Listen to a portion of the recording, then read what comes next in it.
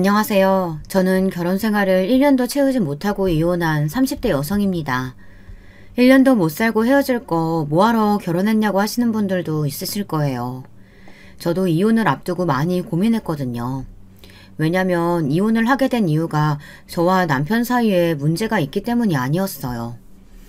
오히려 남편과는 이혼한 이후에도 꾸준히 연락을 하며 지내고 있죠. 이제 막 돌이 지난 아이와 남편의 정기적인 만남이 이유가 되기는 했지만 그 외적으로도 평범하게 만나 영화를 본다거나 외식을 하면서 친구처럼 지내고 있죠. 주변에서는 그렇게 만날 거면 왜 이혼을 했냐고 물어보는 사람도 많았지만 거기에는 남편도 저도 할 말이 참 많답니다. 남편은 대학 선배에게 소개받은 자리에서 만났습니다. 첫인상이 좋았느냐고 묻는다면 솔직히 모르겠어요. 기억에 전혀 안 남았거든요. 애프터 신청이 있었던 것도 아니었고 저 역시도 연애가 하고 싶다는 생각보다는 선배가 나가라고 해서 나간 자리라 그냥 식사나 하고 치워버리자는 느낌이었죠. 그런데 재미있게도 몇 년 뒤 친구가 자기 친구를 소개시킬 테니 만나보라고 해서 나갔었는데 거기서 떡하니 만난 거예요. 먼저 알아본 쪽은 남편이었어요. 나중에 남편에게 들었는데 제게 애프터 신청을 하고 싶었으나 교통사고로 병원에 입원해 있었다고 하더군요. 그래서 타이밍을 완전 놓쳤다고요. 그랬던 여자를 다시 만났으니 얼마나 놀랬겠냐고 웃더라고요. 하긴 저도 소개팅에서 2번이나 만난 남자라면 운명이 아닐까 생각하며 엄청 놀랐으니까요. 저희는 빠르게 가까워졌으며 15개월 연애 끝에 결혼을 결심했답니다. 문제는 여기부터였어요. 연애와 결혼은 정말 완전 다른 세상의 이야기더군요. 언젠가 결혼한 친구가 연애는 꿈속이고 결혼은 현실이라고 했었는데 솔직히 그때는 무슨 소리인지 공감을 전혀 못했었죠. 그런데 막상 제가 경험을 해보니까 그 의미를 바로 알겠더라고요. 연애 시절 크고 작은 싸움이 있기는 했지만 정말이지 결혼 준비를 하면서 겪은 상황에 비하면 그때의 싸움은 싸움축에도 들지 않았답니다. 저희는 싸움의 원인 자체가 달랐어요. 결혼 전에 결정할 것들도 준비해야 할 것들도 많다 보니 신경이 예민해져서 싸운다고들 하잖아요. 저희는 오히려 그런 부분에서는 다툴 것이 1도 없었답니다. 저나 남편이나 좋아하는 것, 싫어하는 것이 확고해서 서로의 취향을 존중해 주기로 이미 합의가 되어 있었기 때문에 그런 것은 전혀 문제가 되지 않았어요. 저희의 싸움의 원인은 시어머니에 있었습니다. 남편이 집안이 무슨 유명한 종갓집도 아니고 역사와 전통이 살아있는 양반집도 아닌데 뭘 그렇게 따져두는 것이 많은지 저로서는 이해가 되지 않았어요. 오죽하면 남편이 중간에 결혼 때려치울 생각은 없느냐고 물어볼 정도였답니다. 요즘 예물이니 예단이니 간소화하는 경향이 많잖아요. 오히려 겉으로 보여지는 것보다는 실속을 차리자는 주의로 흘러가는 추세기도 하고요.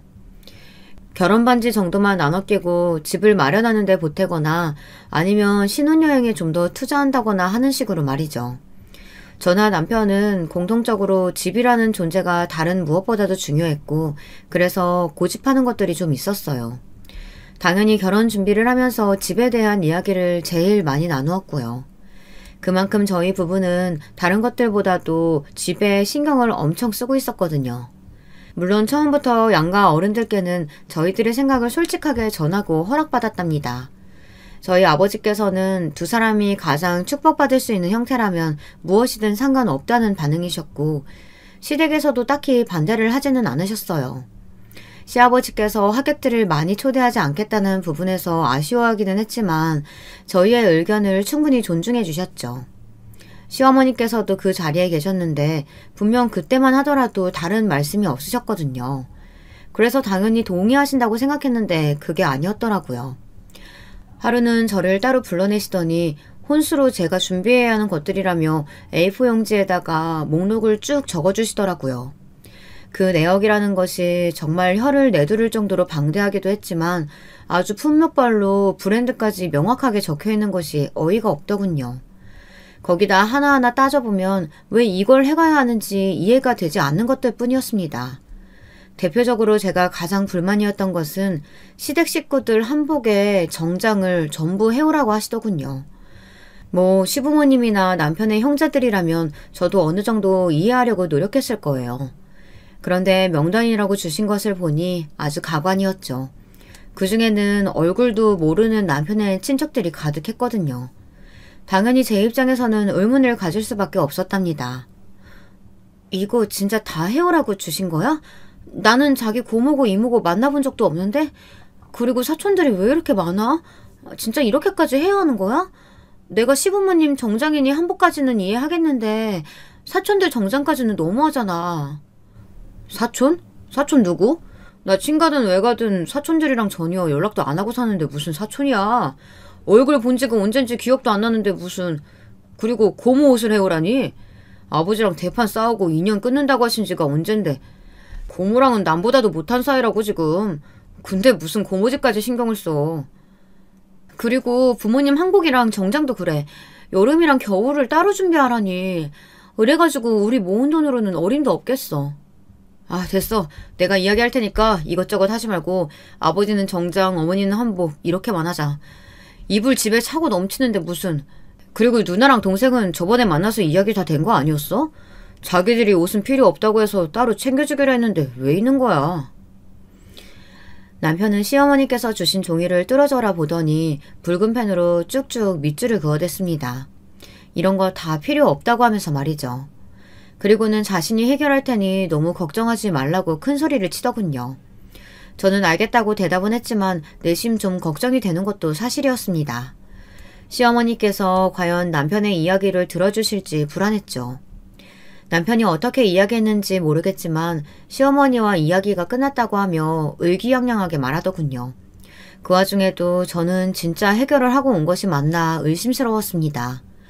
혼수 목록을 주시면서 목에 힘을 팍 주시고는 저를 내려다보며 말씀하셨던 시어머니께서 과연 남편의 몇 마디 말에 포기하실 분이 아니라는 느낌이 강하게 들었죠. 아니나 다를까 시어머니께서 집에 좀 오라고 하시더군요. 남편에게 말하지 말라고 하면서 말이죠. 저는 살짝 갈등했습니다. 좋게 나오실 것 같지는 않은데 그냥 혼자 가도 되겠나 싶어서 말이죠. 그래서 저는 시어머니께서 오라고 한 시간에 맞춰 남편에게 예약 문자를 걸어두곤 시댁으로 향했습니다. 문을 열어주실 때부터 시어머니께서는 아주 찬바람이 냉랭하게 불더군요. 오늘 한바탕 잔소리를 하시겠구나 싶었죠. 남편이 없는 것을 확인하듯 슬쩍 제 뒤를 보시더니 시어머니께서는 자리에 앉으라는 말씀도 없이 소파에 기대 앉으시고는 저를 가만히 노려보셨어요.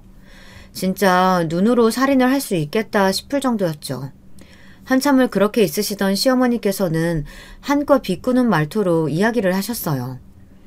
도대체 너희 집에서는 어떻게 가르쳤는지 몰라도 우리 집안은 달라. 결혼해도 절차라는 것이 있고 필수적으로 주고받아야 하는 것이 있어. 근데 그걸 못하겠다고 해? 감히? 어머님 그게 아니라요. 사실 어머니께서 적어주신 명단에는 얼굴도 모르는 분들이 한두 사람이 아니었잖아요. 그래서 그이한테도 물었는데 그이도 모른다고 하면서 우리가 모르는 친척까지 챙길 필요가 없지 않겠냐고 이야기가 되어서요. 그러니까 그걸 물어보는 것 자체가 잘못이라고 이야기하고 있잖아. 도대체 어른 말을 어디로 듣고 있는 거니? 시댁에서 해오라고 하면 납작 엎드려서 시키는 대로 할 것이지. 거기다가 이유를 찾고 앉았어. 네가 제정신이니? 정신이 똑바로 박혀있는 사람이 할 짓이야? 어머님, 저희도 이번 결혼에 쓸 자금으로 저희 의논에서 정해둔 것이 있어요. 그 자금 안에서 최대한 해결할 예정이라서 결혼식 규모도 크게 잡지 않았고요. 저번에도 말씀드렸지만 저나 그이나 대부분을 집에 투자하기로 했는데 갑자기 계획에도 없던 것들을 해오라고 하시니까 저희로서는 당연히 고민이 되죠. 아니, 지금 그게 무슨 말이야? 자금은 의논해서 정했다니? 너는 혼수가 뭔지도 모르니? 혼수는 다 처가에서 다 해가지고 오는 거야. 그럼 너는 혼수를 우리 아들 돈으로 할 생각이었단 말이야? 아니, 아무리 무식해도 그 정도 상식도 없어서 어떻게 이 집안으로 시집을 온다는 말이야? 저는 시어머니의 폭언에 눈이 휘둥그레졌습니다. 아니, 세상 어디 시어머니가 아직 결혼도 하지 않은 며느리에게 이런 말을 할 수 있나 싶더군요. 왜 사람이 너무 화가 나고 놀라면 말이 안 나올 때가 있잖아요. 딱 제가 그 상황이었어요. 하지만 시어머니께서는 멈추지 않고 계속 쏘아붙이셨어요. 그리고 시댁 어른들이며 식구들 어려운 줄도 모르고 이게 어디서 바락바락 대들고 있어. 도대체 내가 어디서부터 어디까지 가르쳐야 하니? 자고로 여자는 시집 왔으면 시댁 식구들 모시고 살면서 시부모님 말씀이라면은 네 알겠습니다 하고 따르기만 하면 되는 거야. 도대체 교양머리 없이 결혼 전부터 혼수를 가지고 이 난리를 칠 줄이야. 하여튼 이래서 사람을 데려올 때 집안을 봐야 되는데 아유 답답해. 어머니, 요즘 시대가 어떤 시대인데 그런 말씀을 하세요. 그리고 이번 혼수는 저만의 결정이 아니었어요. 그이도 쓸데없는 혼수를 준비하느니 집에 필요한 것을 하나라도 더 생각하자고 이야기했고요. 사실 저희 결혼 준비하면서 처음부터 말씀드린 문제잖아요. 아니 얘 말하는 꼴 좀 봐. 지금 네가 잘했다는 거야? 너희가 사전에 이야기했으니 나는 그냥 입 닫고 가만히 있어야 한다는 거냐? 그때였어요. 막 시어머니께서 제게 소리를 지르시는 타이밍 좋게 제 문자를 받은 남편이 집 안으로 들어왔습니다. 시어머니께서는 못 볼 사람을 본 것처럼 당황하시며 왜 벌써 퇴근하느냐고 하시더군요. 남편은 시퍼렇게 질린 얼굴로 시어머니께 더 이상 결혼 문제에 신경 쓰지 않으셨으면 좋겠다고 단호하게 말했죠. 시어머니께서는 화들짝 놀라시며 자신이 뭘 어쨌냐고 그런 말을 하느냐고 하셨지만 남편은 끄떡도 하지 않았어요. 어머니께서 뭘 바라시는지는 모르겠지만 저희는 저희가 생각해둔 방식이 있어요. 그리고 이건 너무 과하시잖아요. 뭐가 과하다는 거야? 다른 집에서는 여자 쪽에서 집도 해오고 차도 해온다는데 그걸 못 해올 형편이면 이런 거라도 해와야 될 거 아니야? 시어머니께서는 이래서 엄마 없는 집 애는 데려오는 것이 아니라며 혀를 차시는데 눈물이 나려고 하더라고요. 저는 어릴 때 어머니가 생활고에 시달리시다가 이혼 서류만 두고는 집을 나가셨거든요. 그래서 저는 아버지와 단둘이서 생활을 해왔고요. 나름 제게 있어서 어머니의 존재는 아픈 이야기였는데 시어머니께서 이렇게 말씀하실 줄은 꿈에도 몰랐습니다. 남편은 얼굴이 벌겋게 달아올라서는 지금 무슨 말씀을 하시느냐고 소리를 높였어요. 하지만 시어머니께서는 태연하기만 하셨죠. 온전한 부모님 밑에서 자란 아이였으면 내가 말하기도 전에 먼저 나서서 혼수 이야기했겠지. 엄마 친구는 이번에 아들 장가 보내고 며느리한테 차랑 반지도 받았다는데 아니 우리한테 못하면 너한테라도 잘하던가. 정말 어머니하고는 이야기가 안 되네요. 됐습니다. 혼수 그게 뭐 얼마나 대단하다고 그렇게 난리세요. 툭 까놓고 말해서 혼수 요구하시는 만큼 어머니도 이 사람한테 주실 거예요? 반지며 보색 세트며 다 해주실 거냐고요. 어머니 누나 시집 보낼 때 뭐라고 하셨어요? 시댁에서 주는 것 없이 해오라고만 한다고 그렇게 욕하셨잖아요. 지금 어머니 하시는 행동이 누나 시댁이랑 뭐가 다르냐고요. 내가 어떻게 같아? 우리 가문이 그런 집구성이라 같아? 다른 점이 뭐가 있는데요? 그리고 가문이요? 우리 집이 언제부터 그렇게 가문을 따졌는데요? 남편과 시어머니는 점점 더 심하게 언성을 높이기 시작했어요. 남편을 몰래 부른 것은 맞지만 이런 상황을 원했던 것은 아니거든요. 저는 남편을 조심스럽게 당기면서 그만하라고 눈짓을 했어요. 잔뜩 흥분했던 남편은 그제야 숨을 몰아쉬며 제 손을 잡더군요. 시어머니께서는 그런 남편의 모습에 속이 많이 상하셨는지 너희 마음대로 하라고 하시고는 방으로 들어가셨어요. 시댁을 나서면서 괜히 남편에게 미안한 마음이 들었어요. 저 때문에 모자 사이에 싸움이 난 것이나 다름없었으니까요. 하지만 제가 뭐라고 말을 꺼내기도 전에 남편이 그러더군요. 사실 시어머니께서 며느리 욕심이 대단했다고 말이에요. 돌아가신 남편의 할머니께서 아들 못 낳는다고 구박이 하도 심하셔서 시어머니께서 아들에 대한 집착이 심하다고 말이죠. 그 이야기를 듣는데 시어머니가 안쓰럽기도 하고 자기도 그런 경험을 했으면서 왜 저한테 저러시나 싶기도 하고 마음이 복잡했습니다. 저는 제 편을 들어준 남편이 고맙기도 하면서 그래도 너무 심하게 한 건 아닌가 하는 생각이 들었어요. 하지만 남편은 아주 단호하게 시작부터 이렇게 하지 않으면 나중에 시어머니께서 더 심한 것을 요구할지 모른다고 하더군요. 나중을 생각하면 지금 이렇게 강하게 나가는 것이 맞는 것이라고 했죠. 그 일이 있고 나서 시어머니께서는 정말이지 단 하나도 결혼식에 관여하지 않으셨어요. 덕분에 결혼식 준비는 정말 수월했지만 저는 결혼하고 나서 시어머니께서 시집살이라도 시키시면 어떻게 하나 걱정이 태산이었죠.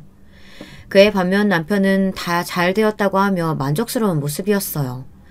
저는 속이 시커멓게 타들어가고 있었답니다. 시어머니께서는 제 예상처럼 저를 벼르고 계셨던 것이 분명했어요. 신혼여행에서 돌아오자마자 저의 험난한 시집살이가 시작되었거든요.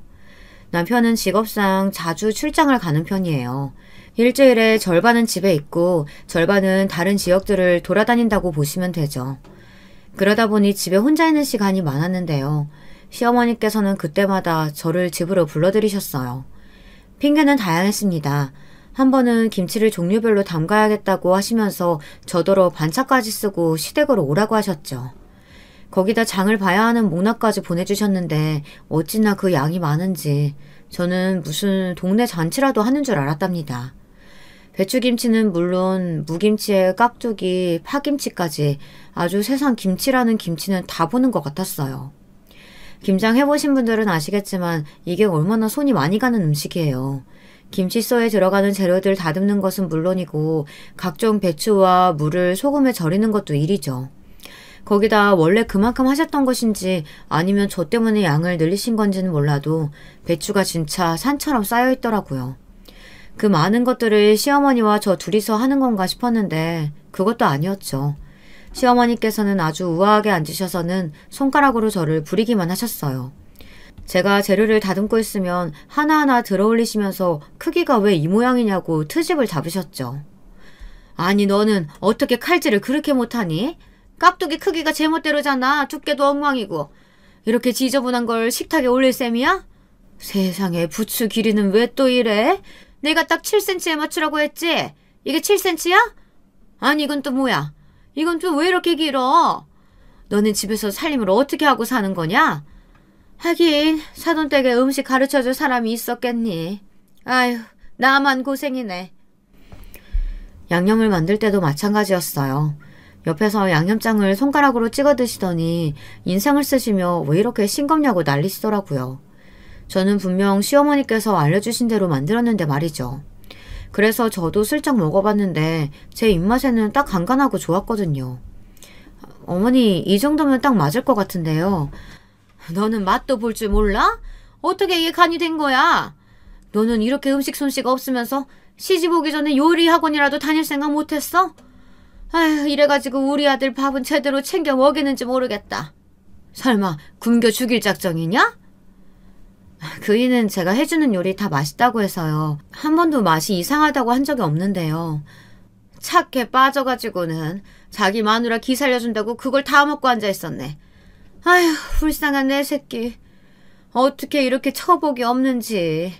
요리를 못하면 제대로 밀어줄 배경이라도 있던가. 그게 없으면 내조라도 잘하던가. 어쩌다 이런 걸 만나가지고 앞길 창창한 우리 아들 가는 길이 고생길로 변했다니. 제가 결혼식 사건도 있고 그래서 어지간하면 시어머니 비위를 좀 맞춰드릴까 했는데 이건 아니다 싶었죠. 제가 가만히 있으니 점점 더 말이 심해지더라고요. 김장이고 뭐고 다 엎어버릴까 하는데 시아버지께서 들어오셨어요. 시아버지께서는 오늘이 김장하는 날이냐며 놀란 얼굴로 저와 시어머니를 바라보셨죠. 그리고 저 혼자 앞치마를 하고 있는 모습에서 눈치를 채셨는지 갑자기 시어머니에게 한마디 하셨습니다. 다른 사람들은 어디 가고 며느리만 있어. 김장하면 받아 먹기만 하지 말고 내가 와서 분명히 자기 몫은 하라고 했던 것 같은데. 아유 바쁜 애들을 어떻게 오라가라 해요. 얼마 되지도 않은데 그냥 우리끼리 하면 되지. 며느리는 안 바쁘대? 시아버지께서 그 자리에서 바로 손이 시누이에게 전화를 거시더니 김치 달라고 말하지만 말고 김장할 때 오라고 하지 않았느냐고 꾸중을 하시더라고요. 손이 시누이가 뭐라고 대답을 했는지 시아버지께서는 헛웃음을 지으며 알겠다고 하시고는 전화를 끊으셨죠. 그리고는 대뜸 시어머니께 김장을 한다고 말도 안 했느냐고 하시며 어떻게 이 많은 것들을 며느리만 불러 시킬 생각을 하느냐고 엄청 화를 내셨어요. 시어머니께서는 방금 전까지 저를 부려먹던 기세는 어디 가고 우물쭈물 핑계만 찾고 계셨죠. 시아버지의 등장으로 김장 마무리는 훨씬 더 수월해졌습니다. 특히 제가 만든 김치를 드시고는 간이 너무 잘 되었다고 칭찬을 해주시기도 했죠. 시아버지의 말씀에 시어머니께서는 꿀먹은 벙어리처럼 아무 말도 못하시더라고요. 하루 종일 고생한 몸으로 양손에 김치를 든 저는 집에 돌아오자마자 그대로 뻗어버렸습니다. 식탁에 올려둔 저의 피와 땀으로 만들어진 김치를 보고 있는데 괜히 눈물이 나더군요. 그리고 2번 다시는 시어머니께서 김장한다고 오라고 말씀하셔도 가지 않겠다고 다짐했죠.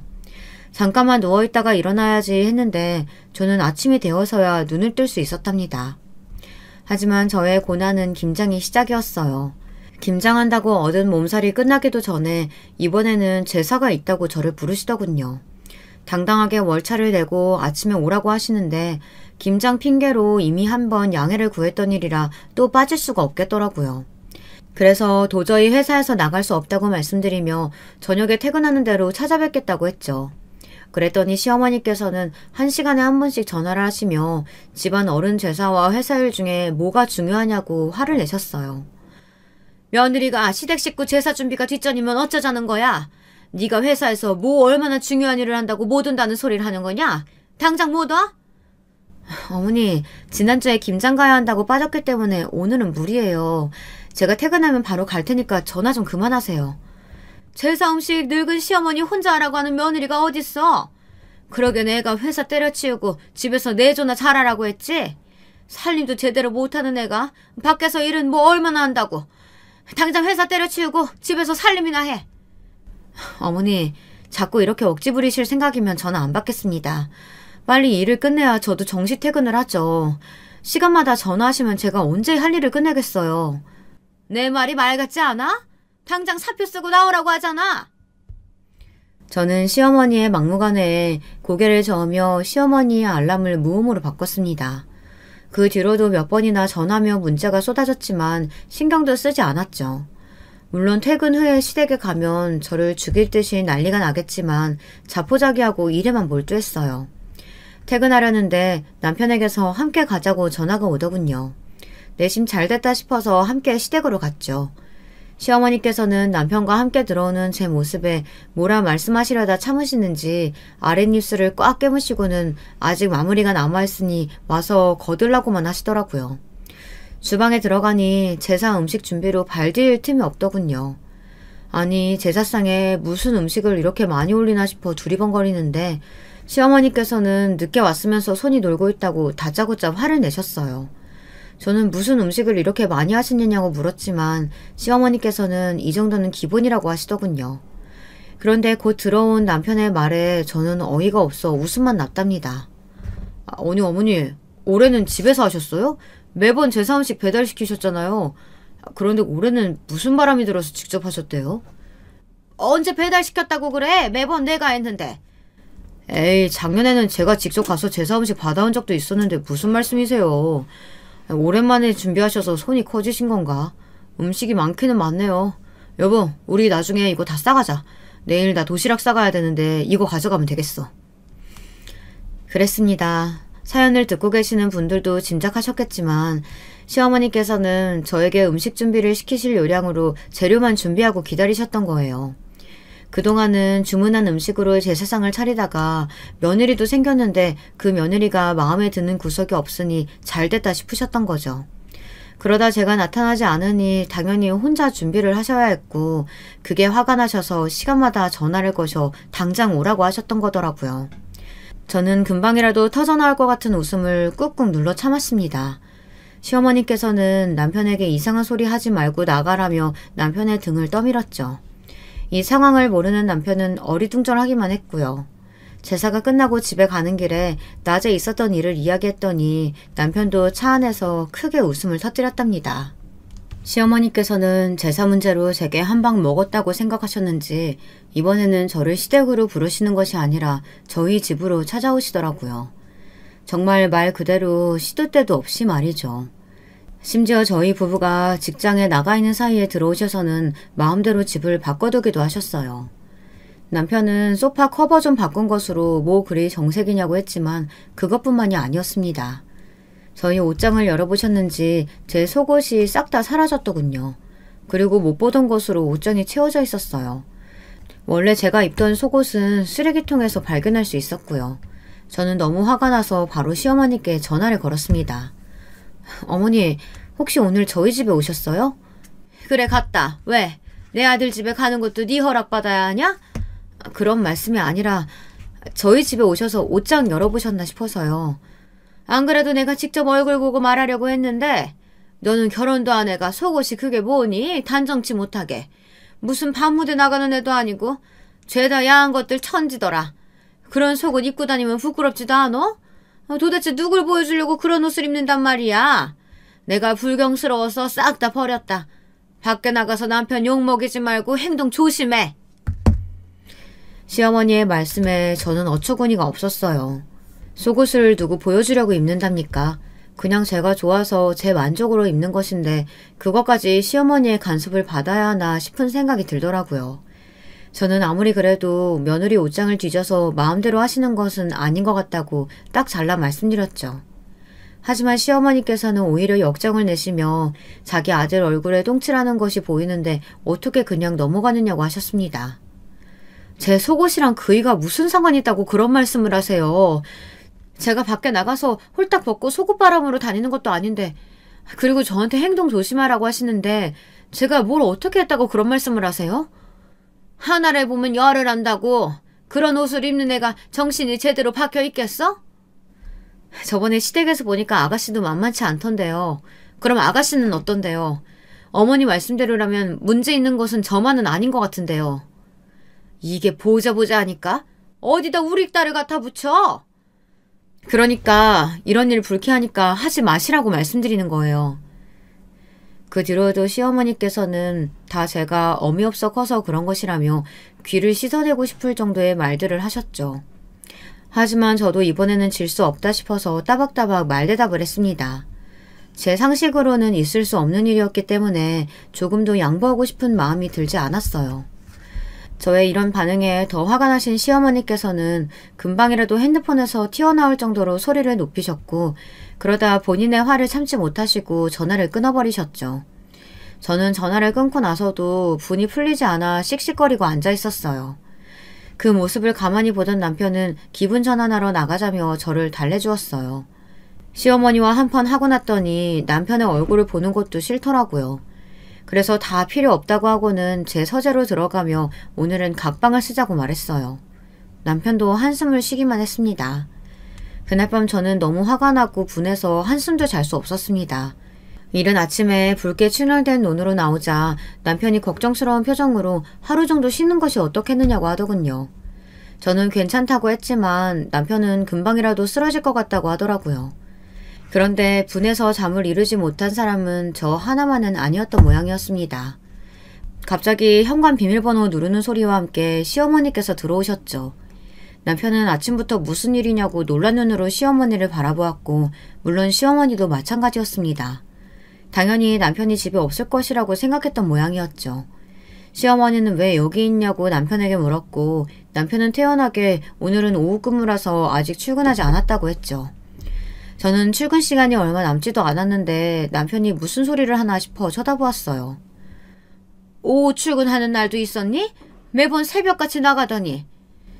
요즘 계속 출장만 다녔더니 부장님께서 오늘은 쉬라고 하시더라고요. 그런데 하던 일이 있어서 오후에 잠깐 나가보려고요. 어머니는 무슨 일로 이렇게 아침 일찍 오셨어요? 연락도 없이. 이 사람도 곧 출근해야 하는데. 시어머니께서 말을 얼버무리시며 아침은 제대로 먹고 나가나 걱정이 되어서 와봤다고 하셨죠. 그러고는 늦어도 아침은 꼭 먹어야 한다며 자신이 해주겠다고 하시더라고요. 이게 무슨 일인가 싶어 고개를 갸웃거렸지만 이내 저도 남은 시간이 촉박해서 출근 준비에 서둘렀죠. 남편은 아침 안 먹고 나가도 되겠느냐고 걱정스럽게 저를 봤지만 저는 시어머니께서 준비해 주신 음식을 먹으면 더 탈이 날 것 같아 그냥 나가겠다고 했어요. 다녀오겠다는 말을 하는데 시어머니께서는 들은 척도 하지 않으셨죠. 저 역시 시어머니 들으라고 한 말은 아니었기 때문에 서둘러 집을 나왔습니다. 오전에 급한 일을 처리하고 남편에게 전화를 걸었더니 시어머니께서 아침만 차려주시고는 다시 가셨다고 하더군요. 역시나 저를 잡으러 오셨다 남편 때문에 그냥 가신 것이 분명했죠. 그 일이 있고 나서 정말 한동안은 평화로운 시간을 보냈어요. 저도 요령이 생겨서 시어머니와는 되도록 부딪히지 않으려고 했죠. 사실 남편에게 시어머니께서 자꾸 선을 넘으시면 이혼하겠다는 말을 한 적이 있었거든요. 남편도 처음에는 무슨 이런 일로 이혼을 하느냐고 하더니만 나중에는 자기가 잘하겠다고 저를 달랬어요. 저도 100% 진심은 아니었기 때문에 웃으면서 그러니까 잘 좀 하라고 남편에게 말하고 넘어갔습니다. 그런데 정말 제 입에서 이혼하겠다는 말이 튀어나올 일이 생길 것이라고는 예상하지 못했었답니다. 전국의 며느리들이 다 힘들어한다는 명절, 그 사건은 명절에 터졌어요. 결혼하고 처음 맞이하는 명절이라 사실 걱정은 좀 되었습니다. 드라마에서 봐도 명절 때 며느리들만 죽어라 고생하다가 친정에는 얼굴도 못 비추는 일들이 종종 나오잖아요. 요즘은 그런 일 없다고 하지만 제가 아는 시어머니는 충분히 그러고도 남으실 분이었죠. 그래서 저는 명절 전부터 남편에게 단단히 약속을 받아냈어요. 명절 아침에 차례를 지내고 나면 바로 친정으로 가기로 말이죠. 자식이라고는 저뿐인데 친정아버지께서 쓸쓸하게 혼자 명절을 보내게 하고 싶지는 않았거든요. 남편 역시 그런 제 마음을 이해하며 꼭 그렇게 하겠다고 약속을 했죠. 저는 그 약속 하나를 철석같이 믿고 시댁으로 향했답니다. 저번 제사음식 사건이 있었음에도 불구하고 시어머니께서는 전혀 달라지신 것이 없으셨어요. 이번에도 시어머니께서는 차례 음식을 준비해야 한다고 주방이 터져나갈 것처럼 재료를 준비하고 절 기다리고 계셨죠. 진짜 저걸 언제 다 하나 한숨이 저절로 나오는데 손 아래 시내이가 두 팔을 걷어붙이고는 도와주겠다고 나서더라고요. 네가 뭘 할 줄 안다고 나서 세훈이가 알아서 할 일 가지고 피곤한데 들어가서 쉬어. 괜히 정신사납게 굴지 말고. 엄마 이걸 언니 혼자서 어떻게 다 해. 말도 안 되는 소리지. 세훈이 제가 요리는 완전 꽝인데요. 그래도 재료 손질은 좀 할 줄 아니까 뭐든 시켜주세요. 아가씨 감사해요. 언제 이걸 다 하나 사실 좀 걱정이었거든요. 얼마나 된다고 이걸 혼자서 못해. 딱 한나절이면 끝날 양인데. 그리고 너는 그만두고 들어가. 손이라도 상하면 어쩌려고. 매일 피곤하다고 노래 부르는데 오늘 같은 날은 좀 쉬면 좋잖아. 손아래 시누이는 여럿이 하면 금방 끝내서 함께 쉴 수 있지 않느냐고 하며 나가라는 시어머니의 말에도 아랑곳하지 않고 손을 바쁘게 움직였어요. 저 역시 고맙다는 말과 함께 손아래 시누이를 따라 재료 손질을 시작했죠. 시어머니께서는 원하는 상황이 그려지지 않자 화가 단단히 나신 모양인지 쿵쾅거리며 주방을 나가시더라고요. 손아래 시누이는 저한테 고생이 많다고 하시면서 힘들면 언제든 자기한테 이야기해달라고 넌지시 말해주더라고요. 저는 그 말 한마디로도 충분하다 생각하며 진심을 담아 고맙다고 말했죠. 손아래 시누이 덕분에 수월하게 차례상을 준비한 저는 남편에게 명절 전에 했던 약속을 상기시켜 주었어요. 남편은 기억하고 있다고 말하며 아침만 먹고 일어나자고 하더군요. 저 역시도 그렇게 알고 미리 준비를 해두었죠. 차례가 끝나고 아침을 먹으면서 남편이 처가에 다녀오겠다는 말을 꺼냈습니다. 시어머니께서는 결혼한 시누이도 오는데 무슨 처가를 가느냐고 내일 가라고 하셨어요. 누나도 온다는데 얼굴은 보고 가야지. 어떻게 그렇게 갈 수 있어. 장인어른 혼자 계시잖아요. 자식이라고는 이 사람 혼잔데 명절을 혼자 보내라고 하실 수는 없죠. 누나는 저번 주에 부부 동반으로 저녁 함께 했어요. 출산휴가 끝내고 복직한다고 하더라고요. 그래, 잘 생각했다. 바깥 사돈 혼자서 얼마나 적적하시겠어. 아침만 먹고 새아가랑 일어나라. 뒷정리는 신경 쓰지 말고. 아무리 그래도 아직 가족들 다 모이지도 않았는데 아주 저만 쏙 빠져서 가요. 예의가 아니죠. 쓸데없는 소리는 괜한 소리 말고 새아가 마음 편하게 가라고 해. 그네도 명절 당일에 친정에 오는데 새아가라고 못 갈 게 뭐가 있어.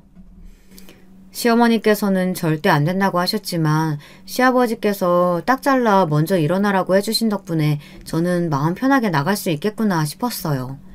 말씀으로는 그냥 가라고 하셨지만 그래도 아침 뒷정리는 하고 가는 것이 맞지 않을까 싶어 주방에서 설거지를 하는데 시어머니께서 들어오셨죠. 그네 2시면 도착한다고 하니까 점심은 그때쯤으로 하자. 네? 어머니 저 설거지 마치면 친정 가야 하는데요. 무슨 소리야. 아까 얘기했잖아. 내일 가라고. 큰애도 온다는데 점심 준비 안 하고 가기는 어딜 가겠다는 거야. 아버님께서 아침만 먹고 가도 된다고 하셨잖아요. 시어머니께서는 그걸 진심으로 받아들였냐며 호통을 치셨죠. 저는 이게 지금 무슨 상황인가 싶었어요. 아까까지만 하더라도 시아버님의 말을 알겠다고 하셨던 분이 이제 와서 손바닥 뒤집듯이 말을 바꾸신다는 것이 이해가 되지 않았죠. 아무리 시아버지가 그렇게 말씀하셨다고 해도 눈치는 있어야 할 것 아니야. 적당히 거절하고 내일 가겠습니다 하는 거지. 하여튼 머리 나쁜 것들은 그것도 몰라. 됐고 설거지 다 하면 큰애 방이나 정리해둬라. 친정에 왔으니까 푹 쉬게 해줘야지. 싫어요 어머니. 저 친정 가겠습니다. 아버님께서 이미 허락해 주신 일이에요. 그리고 시댁에만 부모님 계신 것도 아니잖아요. 형님도 오늘 집에 오신다는데 왜 제가 못 갑니까? 아버님께서 그냥 가라고 하셨지만 그래도 뒷정리하고 가는 게 맞겠다 싶어서 설거지라도 하려고 했는데 안 되겠네요. 저는 하고 있던 앞치마를 풀어서 식탁 의자에 걸쳐두고는 먼저 가보겠다고 하며 인사를 드리곤 주방을 나오려고 했습니다. 그때였습니다. 진짜 생각지도 못한 일이 벌어졌어요. 시어머니께서 갑자기 제 머리끄댕이를 잡아당기셨어요. 너무 아파서 저도 모르게 소리를 질렀죠. 시어머니께서 급하게 제 입을 막으시고는 머리끄댕이를 쥐고 있던 손에 더 힘을 주시며 잡아당기셨어요. 미쳤어? 어디 출가 애인이 친정을 간다고 나서 내가 분명히 안 된다고 했지? 뭐? 아버님이 허락해 주셨어? 그럼 나는 허락했냐? 어디서 건방지게 굴어? 저는 시어머니의 손을 풀기 위해 안간힘을 썼지만 얼마나 강하게 쥐고 계신지 머리카락이 다 뽑힐 것 같이 아팠습니다. 거기다 밖에 소리가 나갈까 싶어 제 입을 짓누르는 힘에 숨이 막혀왔죠. 저는 고통에 이리저리 발버둥을 쳤고 결국 시어머니를 밀쳐내는 상황이 벌어지고 말았죠. 그 와중에 의도치 않게 제가 시어머니의 뺨을 때리는 일이 벌어지고야 말았습니다. 꽤나 큰 소리가 울렸죠. 저는 숨을 몰아쉬며 시어머니를 노려보았습니다. 시어머니께서는 제게 맞은 뺨을 감싸주시고는 말까지 더듬어가며 뭐하는 짓이냐고 하셨어요. 지금 감히 시어머니 나를 쳤어? 너 따위가? 어머니가 먼저 시작하셨잖아요. 저는 발버둥 친 죄밖에 없어요. 진짜 더 이상은 어머니 며느리로는 하루도 못 살겠네요. 이혼하겠어요. 네가 뭘 잘했다고 이혼한다는 소리가 입 밖으로 나와? 너 같은 며느리 들이는 것도 원통한데 이혼을 해? 그래, 오늘 아주 끝을 보자. 시어머니께서는 이혼하겠다는 제 말에 더 화가 나셨는지 제게 달려와서는 다짜고짜 발길질을 하셨어요. 저는 깜짝 놀라 소리를 지르며 몸을 둥그렇게 말았습니다. 본능적으로 말이죠. 시어머니께서는 어디서 소리를 지르냐며 제 입을 틀어막으려고 하셨지만 저는 필사적으로 몸을 피하며 남편을 불렀죠. 곧 제가 일으킨 소란에 시댁 식구들이 달려왔습니다. 머리는 산발이 되어 있고 몸을 잔뜩 웅크린 저를 본 남편은 이게 무슨 일이냐고 소리를 질렀죠. 시어머니께서는 붉게 변한 자신의 뺨을 가리키며 며느리가 시어머니를 때리는데 어떻게 가만히 있느냐고 하셨죠. 남편은 놀란 얼굴로 저와 시어머니를 번갈아 보더니 진짜냐고 묻더군요. 시어머니께서는 친정이 조금 늦게 가면 어떻겠느냐고 했더니 자기 뺨을 때렸다면서 서럽다고 고래고래 소리를 지르셨어요. 시아버지께서는 그런 시어머니에게 조용히 하지 못하겠냐며 버럭 소리를 지르시고는 제게 전후 사정을 제대로 이야기하라고 하셨어요. 잔뜩 굳은 시댁 식구들 얼굴을 보니 말이 나오질 않더군요. 진짜 당신이 어머니 뺨을 때렸어? 정말이야? 그럼 내가 거짓말이라도 한다는 거니? 여기 봐, 이렇게 손자국 났잖아. 당신은 좀 가만히 있어. 새아가가 아무 일도 없이 그냥 손을 올렸을 리가 없잖아. 명절 아침부터 우는 소리 좀 그만해. 뭘 물어요. 떡하니 저기 증거가 있는데. 소리까지는 아니라도 영상은 있지. 소란스러운 와중에 손 아래 시누이가 냉장고 위를 가리켰습니다. 거기에는 작은 홈캠이 달려 있었어요. 저는 처음 보는 물건에 당황하며 손 아래 시누이를 바라보았죠. 얼마 전에 유기묘 2마리를 입양하면서 집안 곳곳에 홈캠을 설치했다고 말하더니 핸드폰을 꺼내서 능숙하게 앱을 열더군요. 시어머니께서도 홈캠에 대해서는 모르고 계셨는지 허겁지겁 손 아래 시누이에게서 폰을 빼앗으려고 했지만 남편이 더 빨랐습니다. 남편은 영상을 확인하고는 무서운 얼굴로 시어머니를 바라보았죠. 시아버지께서도 확인하시고는 혀를 차시며 시어머니에게서 등을 돌리셨고요. 남편은 이를 벅벅 갈며 어떻게 그렇게 하실 수 있느냐고 시어머니를 다그쳤습니다. 방금까지 기세등등하게 저를 몰아붙이신 시어머니께서는 빼도 박도 못한 상황에 자기 말을 들어보라며 남편을 진정시키려고 했죠. 그때였습니다. 갑자기 아랫배가 아파오기 시작했어요. 저는 급하게 남편을 붙들고는 병원을 가야 한다고 했어요. 남편은 놀란 눈으로 왜 그러냐고 어디 잘못 맞기라도 했냐며 저를 부축했습니다. 저는 당장 병원을 가야 한다고만 반복해서 이야기했어요. 그렇게 허둥거리며 병원을 찾아온 저는 몇 가지 검사를 받다가 잠이 들었고 다시 눈을 떴을 때는 걱정이 가득한 친정아버지의 얼굴이 보였죠. 저는 깜짝 놀라 여기까지 왜 오셨냐고 물었지만 친정아버지께서는 제 머리를 쓰다듬어 주시면서 눈물을 보이시더라고요. 이거사, 아이를 가졌으면 가졌다고 말을 해야지 왜 혼자만 알고 있었어? 이서방한테 이야기 듣고 얼마나 놀랐는지 알아? 아이는 괜찮은 거죠? 그렇죠? 그래, 의사 선생님 말이 좀 놀라기는 했지만 괜찮다고 하시더라. 8주나 되었다는데 그걸 여태 숨겼어 이거사. 저도 임신을 했다는 사실을 안 지 얼마 되지 않았음을 고백하고 명절 때 찾아가서 직접 이야기 드리고 싶었다고 말했습니다. 친정아버지는 남편에게 모든 이야기를 다 들었다고 하시면서 그동안 많이 힘들었겠다고 하시며 저를 꼭 안아주셨죠. 정말 오랜만에 아버지께 안겨봤다 싶은 생각이 들더군요. 얼마의 시간이 흘렀을까. 친정아버지께서는 안정을 취해야 한다고 하시며 마실 것을 좀 가져오겠다고 나가셨어요. 그리고는 곧 남편이 들어왔죠. 남편은 무슨 비장한 각오라도 한 사람처럼 한 걸음 떨어져서는 물끄러미 저를 보더군요.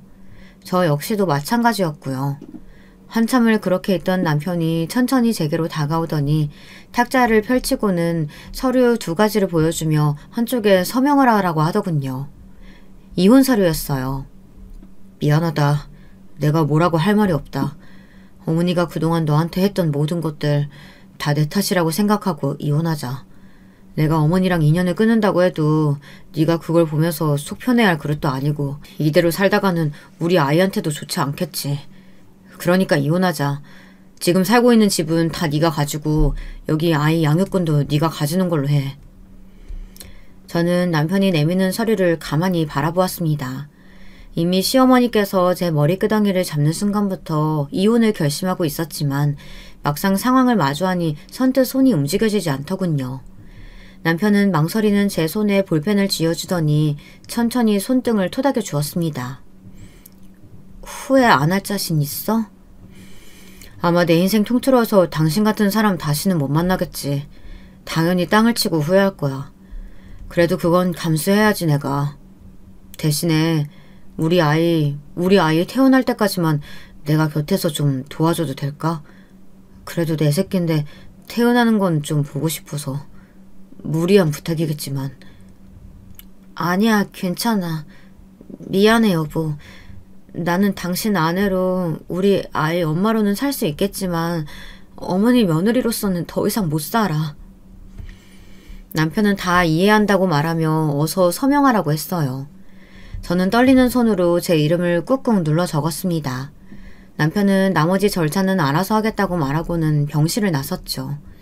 저는 그 이후로 일주일은 더 입원해 있었는데요. 그 사이 많은 일들이 있었어요. 그 중에서 가장 놀란 일은 시아버지께서 병실로 찾아오신 일이에요.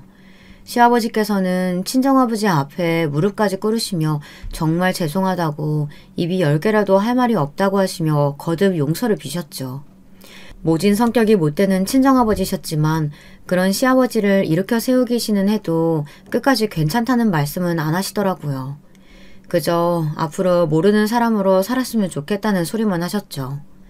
시아버지께서도 용서를 바라고 오신 것은 아니라고 하시면서 그저 사죄라도 드려야겠다는 마음뿐이라고 제게도 그간 미안했다고 하셨어요. 그렇게 저는 결혼 생활을 끝내고 말았습니다. 시댁에도 많은 일들이 있었는데요. 시아버지께서 이혼을 요구하셨고 시어머니는 절대 못한다고 하셔 결국은 따로 살고 계신다고 하더라고요. 시어머니만 남겨두고 가족들이 다 나오는 바람에 그 커다란 집에 혼자 남게 되셨는데도 시어머니는 끝까지 자기 잘못은 없고 모든 것이 다 며느리가 잘못 들어온 탓이라고 하시며 저를 가만두지 않겠다고 소리를 지르셨다고 해요. 사람이 한결같다고 해야 할지 아니면 정신을 못 차린다고 해야 할지 남편은 혹시나 시어머니가 찾아오면 절대 상대하지 말고 꼭 경찰을 부르라고 했죠. 저는 설마 찾아올까 했는데 하루는 한밤중에 시어머니가 오셔서는 죽여버리겠다고 현관문 앞에서 행패를 부리시더라고요. 저는 놀란 마음을 겨우 추스리고 경찰을 불렀죠. 경찰에게 끌려가시면서도 시어머니께서는 모든 것이 다 저 때문이라고 저를 잡아가야 한다고 날뛰셨어요. 친정아버지께서는 이러다 무슨 큰일이라도 나는 것이 아니냐며 하루라도 빨리 이사를 가야겠다고 하셨어요. 저 역시 같은 생각이었고요. 비록 이 집을 마련하면서 많은 공을 들이기는 했지만 태어난 아이를 생각하면 결코 안전하다는 생각이 들지 않았거든요. 그렇게 급하게 이사를 준비하는 동안 남편은 시어머니를 지방의 요양원에 모셨다고 하더라고요. 아무래도 가족들에게 외면받는 것에 충격이 크셨는지 정신이 왔다 갔다 하신다면서 말이죠.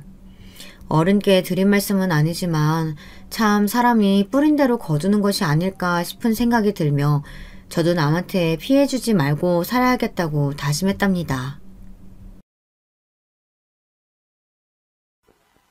안녕하세요. 요즘 아이 키우느라 바빠 사연 채널을 들여다보지 못하고 있다 어젯밤에 확인했는데 재미있는 이야기들이 많아 밤새는 줄 모르고 열심히 보다 잠들었습니다. 그 바람에 조금 피곤하긴 하네요. 오늘 아침엔 일어나서는 애들 학교 보내고 문득 제 이야기를 적어보내봐야겠다는 생각이 들었어요. 되돌아보니 제 인생에도 기가 막힌 일이 있었거든요. 이야기를 듣기 전 너무 혈압이 오르시거나 복장이 터지실 수도 있으니 그런 분들은 주의해 주시고요. 악플보다는 선플, 이쁜 댓글들을 기대하며 적어볼게요. 먼저 제 가정환경을 설명드리고 싶은데요. 저는 꽤 힘든 가정환경에서 자랐어요. 아마 저희 부모님만큼이나 고생하신 분들도 드물 거예요. 제가 어렸을 적, 그러니까 초등학교 정도까지는 집안 사정이 괜찮았어요. 근데 중학교에 입학했을 때쯤 가세가 확 기우는 사건이 발생하게 되었습니다. 어느 날 아버지가 한 통의 전화를 받고는 하얗게 질린 얼굴로 불이 나게 집 밖을 나가셨는데요. 이틀 후 돌아온 아버지의 몰골은 차마 말로 할 수가 없었습니다. 여보, 왜 그래요? 무슨 일인데 말을 해야 알죠. 그게, 형이... 아버지는 말을 다 잊지 못하고 그만 자리에 털썩 주저앉으셨어요. 당시 아버지는 퇴직금으로 큰아버지와 함께 작게 사업을 시작하셨는데 알고 보니 큰아버지께서 모든 사업 자금을 빼돌려 해외로 도피하셨다는 거예요. 뭐라고요? 아니 그럼 우리가 그간 모은 돈이 전부 날아갔다고요? 말도 안 돼. 아니 그럼 우린 앞으로 어쩌라고? 기야 많은 엄마의 목소리에 아버지는 푹 고개만 떨굴 뿐 말씀이 없으셨어요. 가정을 망하게 한 죄인의 얼굴로 아버지는 계속 미안하다는 말만 중얼거리셨죠. 그 이후 저희는 아주 작은 단칸방으로 이사를 가야 했고 그곳에서 네 식구가 생활하며 아둥바둥 빠듯하게 살아야 했어요. 40평대의 큰 평수에서 한강이 보이는 아파트에서 일주일에 두어 번씩은 비싼 레스토랑에 가 외식도 하고 넉넉하게 용돈을 받았던 때가 엊그제 같은데 하루아침에 달라진 생활은 참으로 적응하기 힘들었어요. 아휴, 이번 달 생활비가 왜 이렇게 쪼들리지? 엄마는 우리 네 가족이 쓴 내역서를 보며 한숨을 쉬는 날이 많아졌고 결국 결혼 후엔 일 한 번 하지 않았던 엄마 또한 고깃집에 나가 주방 일을 시작해야 했는데 오랜만에 일을 해서 그런지 무척 힘들어 하셨어요. 아휴, 허리가 왜 이렇게 아픈 거야. 일 끝내고 돌아오시면 앓는 소리를 하시다 잠에 들었는데 가끔은 자는 와중에도 쉬는 소리를 내뱉으시곤 했어요. 그 소리를 들으며 저와 동생은 이렇게 된 집안의 형편과 저희의 상황이 너무 비극적으로 느껴져 숨죽여 울기도 했고요. 내가 어떻게든 우리 집 일으켜 세울게. 조금만 기다려줘. 수진아, 수미야. 너희들도 너무 걱정하지 말고 엄마 잘 보살피고 있어라. 알겠지? 급기야 죄인의 얼굴로 밤낮 없이 일만 하셨던 아버진 돈을 더 벌겠다며 지방으로 도시기 시작했습니다. 그저 일을 하러 나가시는 거였지만 그땐 아버지와 생이별이라도 하는 기분이었습니다. 눈물 어린 얼굴로 마지막 배웅을 하는데 아버지의 뒷모습이 그렇게 초라하고 안쓰러울 수 없었어요. 언니, 아빠 만날 순 있는 거겠지? 동생이 제 손을 꼭 잡으며 그리 묻는데 뭐라 말해야 할지 몰라 눈물만 흘렸습니다. 돌이켜봐도 그 시기는 참 암울했어요. 가족 모두가 힘든 시기였어요. 물론 저에게도 영향을 미쳤고요. 당시 반 아이들을 놀리길 좋아했던 여자애가 있었는데 저희 집 소식을 어떻게 알았는지 어느 날 와선 그러더군요. 수진아, 니네 집 망한 거 사실이야? 애들이 그러던데 단칸방에 산다고. 왜 망한 거야? 생글생글 웃으며 그런 말을 던지는데 제 얼굴이 순식간에 화르륵 붉어졌어요.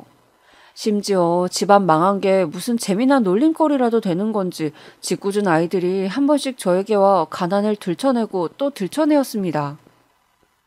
수진아, 네 동생 수미 오늘 급식 못 먹었다는데 너네 설마 급식비 낼 돈 없는 거 아니지? 너네 아침 먹을 돈은 있어? 설마 굶고 학교 오는 거야? 내가 돈 빌려줄까? 이런 말들을 들을 때마다 너무 모욕적이어서 그 아이 뺨이라도 때리고 학교 밖으로 뛰쳐나가고 싶은 심정이었습니다. 그 마음을 초인적인 인내심으로 자제할 수 있었던 건 오로지 저희들이 학교에서 말썽 피우지 않으시길 바라는 엄마 때문이었죠. 아무래도 집안 문제로 고달프실 엄마에게 자식 문제란 짐까지 얹어드리고 싶진 않았으니까요. 그리고 그런 암울한 시기를 보내며 제가 결심한 것이 하나 있다면 얼른 공부를 마치고 취직을 해서 집안 경제에 보탬이 되고 싶다는 생각이었어요. 그 전까지야 대학교를 가고 싶었고 그런 꿈을 품고 있었다만 상황이 이렇게 돌아가니 얼른 돈을 벌어 하루라도 빨리 집안을 일으키고 싶었습니다. 그래야 우리를 시시때때로 집어삼키려 하는 가난도 멀어질 테고 부모님 중 한 분이라도 덜 고생하게 될 테니까요. 아무쪼록 저는 학자금 대출이라도 하라는 부모님의 반대를 물리치고 고등학교를 졸업하자마자 취업 전선에 뛰어들었고 그렇게 일을 시작하게 됐어요. 그때 제가 일했던 양을 생각하면 실로 어마어마했어요. 새벽엔 편의점 알바, 낮에는 카페 음료 제조, 밤에는 술집에서 서빙 일을 했는데 잘 수 있는 시간이 하루에 고작 5시간 남짓이었어요. 그보다 못잔 날도 허다했죠. 허나 매일 코피를 쏟는다 하더라도 상관없었어요. 오히려 월급날 제 손에 쥐어준 금액만 보면 너무 신이 나 그 길로 부모님께 맛있는 것도 사드리고 돈도 드리며 그 누구보다 행복해했으니까요. 언니 정말 괜찮아? 언니 눈이 무지 퀭해. 내 눈이 퀭하다고? 에이, 며칠 못 자서 그런 거야. 오늘 아르바이트 하면서 좀 자면 돼. 걱정 마. 가끔 동생도 이런 말로 저를 걱정했지만 젊은 날에 무슨 고생이든 못할까 하는 심정이었기에 아무리 피곤해도 마음만은 가벼웠어요. 하지만 부모님은 아니었나 봐요. 어느 날 엄마는 저를 붙들고 눈물을 흘리시며 그런 말씀을 하시더라고요. 수진아, 네가 우릴 위해 애써주는 건 고맙다. 고마운데 엄마는 네가 이러는 게 가슴이 아파. 엄마, 갑자기 무슨 말이야. 내가 좋아서 일하는 거야. 돈 버는 거 재밌다고. 엄마, 나 괜찮다니까. 제발 수진아, 네가 늦게 들어올 때마다 엄마 요즘 잠을 못 자. 이제부턴 일 좀 제발 줄이고 친구들이랑 놀면서 평범하게 지내면 안 되겠니? 엄마 소원이다. 엄마는 자기 자신을 자책하며 가슴을 치며 우셨고 저는 어째야 할지 몰라 그냥 멀뚱히 바라만 보고 있었어요. 어린 나이였던지라 그저 돈 벌어 보탬이 되고 싶다는 생각뿐이었는데 부모님이 마음이 힘드실 줄은 거기까지 미처 헤아리지 못했던 거죠. 그 후 앞으로 어떻게 인생을 살아가야 하나 깊은 고민에 빠지게 되었습니다. 그러던 와중 이제부턴 새타임 알바를 뛰는 대신 한 곳에서 진득하게 일을 해보자 싶어 여기저기 이력서를 넣어보았는데 연락이 온 거예요. 거기다 집에서 가깝고 월급도 꽤 괜찮은 곳이었죠. 수진 씨가 할 일이 많진 않아요. 고객 불만 접수되면 응대하고 재고 정리하고 그 정도예요. 잘할 수 있겠죠? 월급은 책정된 것 그대로고요. 날카로웠던 면접관의 인상에 잠시 위축되었지만 이 회사에서 어떻게든 길게 살아남자는 생각으로 저는 하나씩 천천히 배워나갔습니다.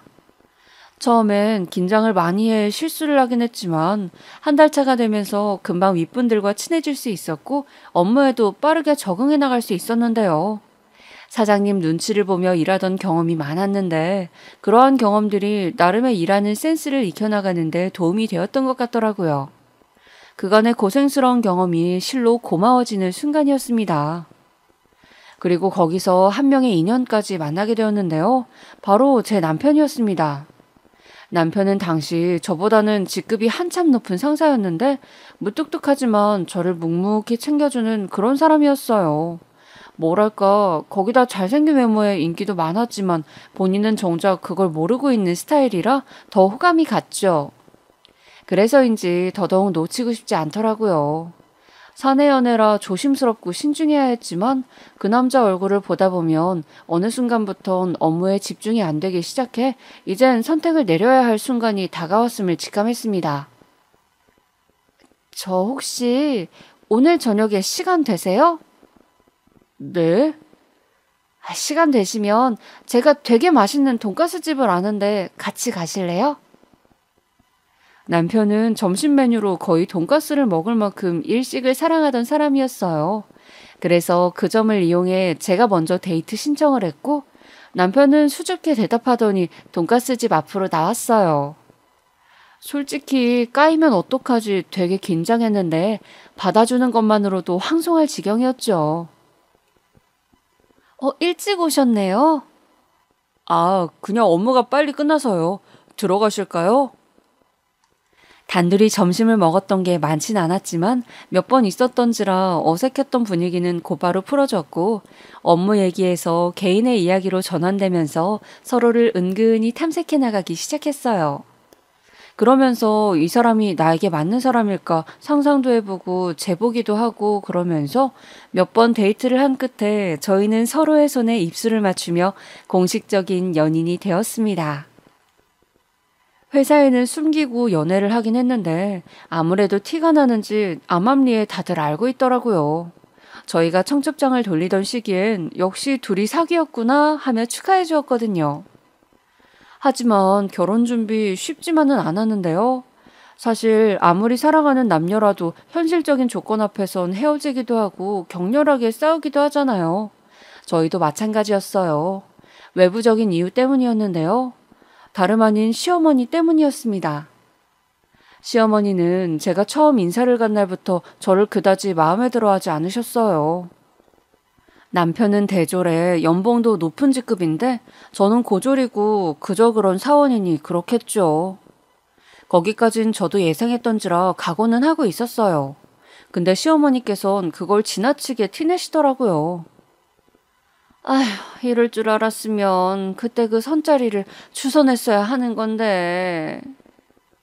이런 식으로 들릴 듯 말 듯 말씀하시는데 솔직히 말해 저런 말 너무 실례 아닌가요? 너무 기분이 불쾌해 그 자리를 나오고 싶어졌습니다. 다행히 남편이 옆에서 엄마, 이 사람 정말 좋은 사람이에요. 그런 말 마세요 라며 똑부러지게 말해 그나마 참고 앉아 있었죠.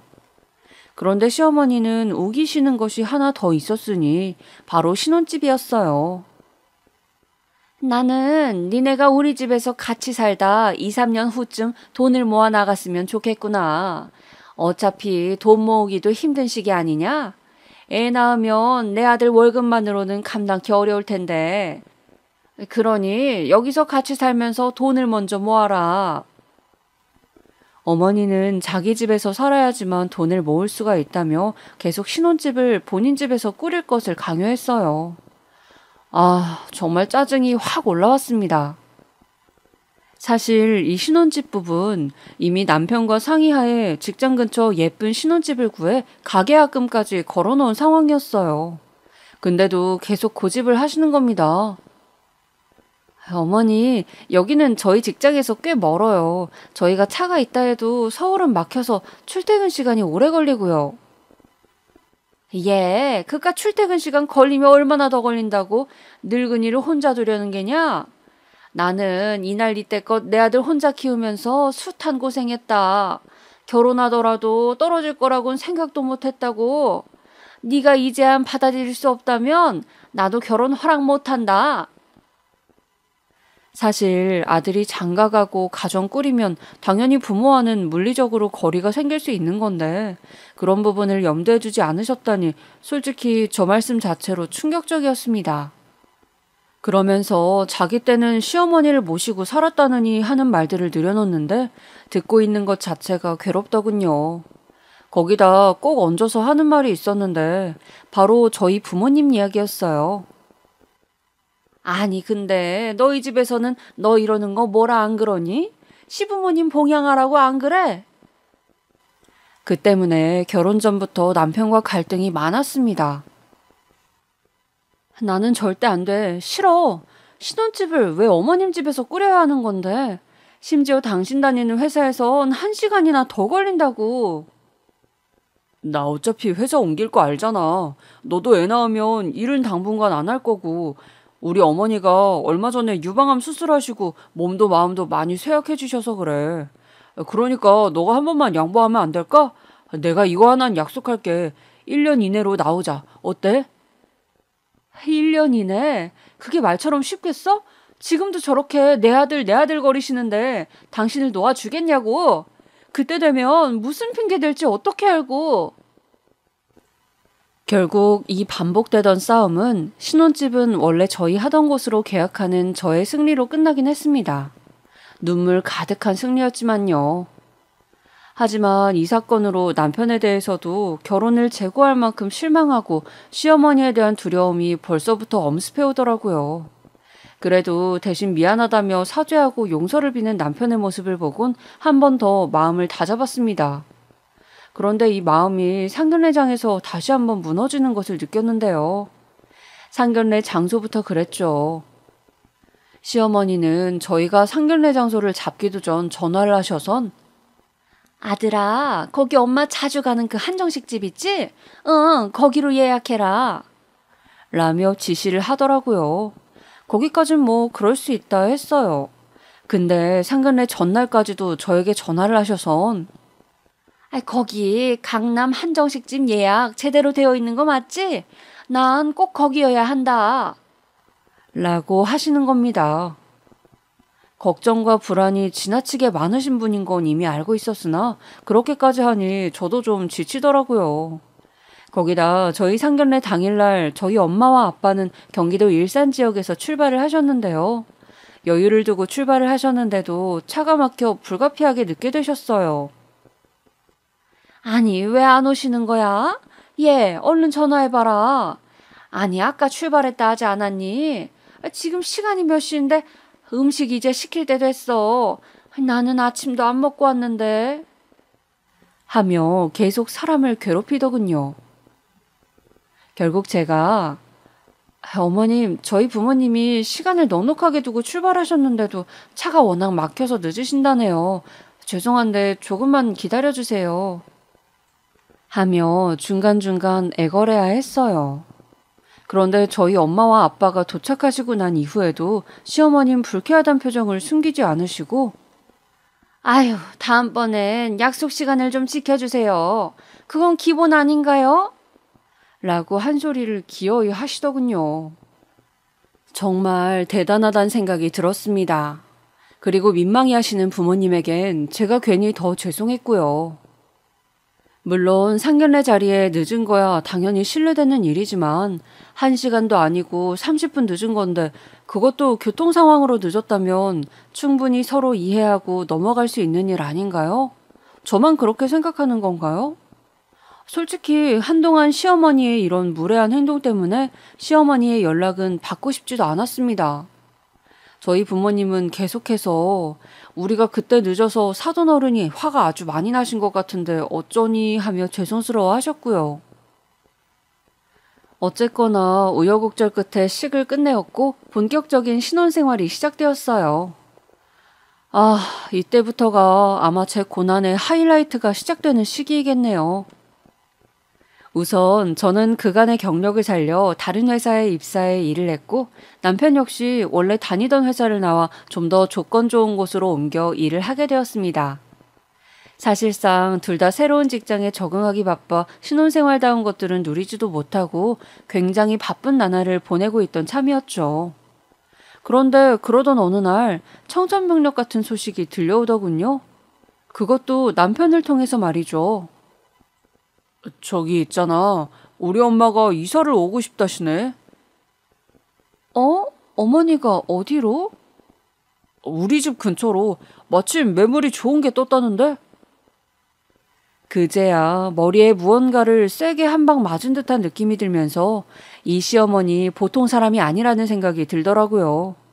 시어머니는 집들이 겸 저희 신혼집을 와본 적이 있었는데 그때 보니 여기가 산책로도 있고 공기가 더 좋다 하시더니 그 핑계를 대며 여기로 오겠다고 하셨습니다. 마음은 너무너무 싫어 오지 말라고 말리고 싶었지만 본인이 돈을 들여 여기로 오시겠다는데 어떻게 며느리인 제가 의사표현을 할 수 있겠어요. 어쩔 수 없이 알겠다 하고 왜인지 모를 기나긴 전쟁의 서막을 기다리는 느낌으로 초조해하고 있었죠. 역시나 시어머니는 이사를 오시자마자 저희를 부르셨는데요. 가구며 뭐며 아직 도착하지도 않은 상태인데 저보고 청소하는 걸 도와달라며 빗자루를 주시더라고요.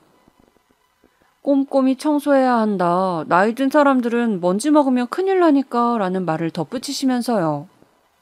그러면서 남편에겐 우리 아들 일하느라 고생 많았지? 어여 여기 앉아서 밥부터 먹어라. 라고 하시더군요. 엄마, 수진이도 밥 아직인데 같이 먹으면 안 돼요? 왜 나한테만 먹으라 해서 애 민망하게. 아, 쟤도 아직이니? 몰랐다 얘. 그럼 앉아라. 그렇게 남편이 한마디를 거들자 그의 겨우 못마땅하신 기색으로 허락을 하셨습니다. 물론 식후에는 지시하신 대청소를 다 하고 나서야 집에 돌아갈 수 있었고요. 물어볼 게 있다며 남편을 붙잡고 이런저런 대화를 하시는 턱에 저만 일을 한 셈이었지만요. 그 덕에 뼈 관절마디가 쑤셔 다음날 일어날 땐 신음소리를 내뱉으며 일어섰습니다. 그 이후로도 시어머니는 꾸준히 저를 부르셨어요. 뻔히 저와 남편 둘 다 일하는 걸 아시면서도 저 혼자 집으로 불러 이것저것 시켜대셨어요. 청소, 빨래, 요리 거의 대부분 집안일이었는데 사실상 시어머니 혼자 충분히 하실 수 있는 일인데도 불구하고 꼭 거절하지 못하게 내가 몸이 요즘 안 좋아서 늙어서 관절이 쑤셔서 하는 말을 하며 부탁하곤 했습니다. 아, 정말 제가 죽어나갈 지경이었죠. 시어머니 집안일에, 내 집 집안일에, 회사 일에 정신없이 치여 살다 보니 도대체 하루가 어떻게 시작해 언제 끝나는지도 모르겠더라고요. 눈 깜짝하니 봄이고 겨울이었습니다. 남편에게 말해도 해결될 기미가 보이지 않자 이대로 가다간 도저히 안 될 것 같아 제가 먼저 반기를 들기로 했죠. 어머님, 저 몸이 힘드시면 가사도우미를 고용하시든 하는 게 어떨까요? 저도 회사 일이 바빠 도와드리기가 앞으로는 힘들 것 같아서요. 어떻게 보면 이젠 집안일은 당신이 알아서 해라 라는 선전포고였어요. 근데 시어머니는 귀신같이 그 말을 알아들으시곤 역정을 내시더라고요. 얘, 돈이 썩어나니? 무슨 가사도우미야? 우리가 재벌집도 아니고 그리고 너는 내가 이 집안일을 다 혼자 해야 하니 마음이 편하겠니? 고깟 집안일 좀 도와주는 게 그리 힘들어? 아이고, 생긴 건 힘이 장사같이 생겨서는 이런 걸 가지고 엄살은? 어머님, 저 하루 12시간 일해요. 회사에서 일하고 여기 와서 일하고 집에서도 일한다고요. 제가 몸이 아파요. 그런 사정 한 번만 헤아려 주실 순 없는 건가요? 어머, 얘 말하는 것 좀 봐라. 누가 보면 네가 시엠인 줄 알겠다. 지금 제가 괜히 버릇없이 굴거나 뻗대는 게 아니잖아요. 부탁드리는 거잖아요, 어머님께. 부탁하던 소리 하고 있네. 이게 무슨 부탁이야?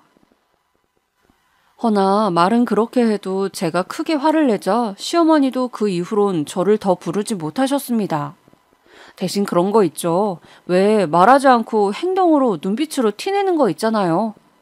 가끔씩 명절날, 생신날 마주칠 일이 있을 때면 저를 노려보는 눈빛이 여간 사나우신 게 아니었어요. 마치 먹잇감을 앞에 둔 것처럼 바락바락 이를 가르시며 저를 보시는데 함께 밥을 먹는 것조차 불편해지더라고요. 그래서 이 일을 엄마에게 상의하려고 전화를 드렸더니 엄마는 시부모잖니 네가 맞춰드려라. 처음에만 잘 맞춰드리면 그 다음부턴 정들어서 잘해주실 거야. 너가 조금만 참아라 라고 말씀하시더라고요. 제가 시집살이 당한 것들을 말해도 엄마는 일단 한 번만 참아보라고 하셨어요. 조금 섭섭하긴 했지만 시간이 지나니 엄마의 말도 나름 일리가 있는 것 같더라고요. 그래서 제 딴엔 애를 썼습니다. 어차피 내 시부모인 이상 돌아가시기 직전까지 봐야 할 사이인데 사이 안 좋으면 서로 스트레스 받잖아요. 그래서 노력한답시고 생활비 쪽에 이것저것 남편 통해 들려보내기도 하고 제가 직접 들고 간 날도 있어요. 없는 애교도 피우면서 말이죠. 그러던 어느 날 일이 생기고야 말았는데요. 어머님, 이거 제가 백화점에 갔다가 어머님 생각나서 사왔어요. 한과자인데 맛있대요. 난 이런 단 거 안 좋아해. 너나 먹어라. 엄마, 그래도 수진이가 사온 건데 한 입 먹어보지. 아유, 글쎄 난 싫다니까. 저리 치워라. 어이구, 돈이 썩어나나 보지. 얘, 이런 거 시장에서 5,000원도 안 해. 어디 돈 귀한 줄 모르고. 솔직히 제 입장에서도 너무 민망스럽고 서운했습니다. 그래도 사람이 정성 들여 사간 선물인데 눈앞에서 대놓고 환불하라며 집어던지는 꼴이라니. 너 불쌍한 표정 짓지 말아라. 나는 네가 가난한 집에서 자랐으니 경제관념 하나는 똑바로 박힌 줄 알았다. 아 근데 어쩜 네 엄마가 이런 거 안 가르치디? 가난한 집이요? 여기서 저희 집 얘기가 도대체 왜 나오는 건데요? 네, 결국 참다 못해 제 입에서도 기어이 폭발음 같은 고함이 튀어나오고 말았죠. 근데 이런 제 마음을 더 긁은 건 남편이었어요. 씩씩대며 집에 가는 길인데 대뜸 이런 말을 하더라고요. 아, 그러니까 내가 그랬잖아. 사가지 말자고. 엄마 어차피 싫어한다니까. 아, 너도 참 눈치 없이. 지금 당신은 이 분위기에서 꼭 이런 말을 해야겠어? 아, 또 뭐가? 당신 어머니 진짜 유별난 사람이야. 알아? 뭐라고? 내 딴에는 노력한 거잖아. 당신 어머니한테 잘 보이려고. 가사 도우미 쓰랬다고 속상해 하시길래 그러지 말라고 달래드린 거잖아. 근데도 저런 반응이면 도대체 내가 뭘 어떻게 해야 돼? 그리고 뭐 눈치 없어? 그래, 당신 참 잘나고 똑똑하다. 거기다 효자 얘기까지 안 해? 근데 나는 효자 남편 필요 없어. 내 편 들어줄 남편이 필요하지. 그렇게 제 마음을 와다다 쏟아붓고선 남편 혼자 집에 들어가게 하곤 공원을 배회했어요.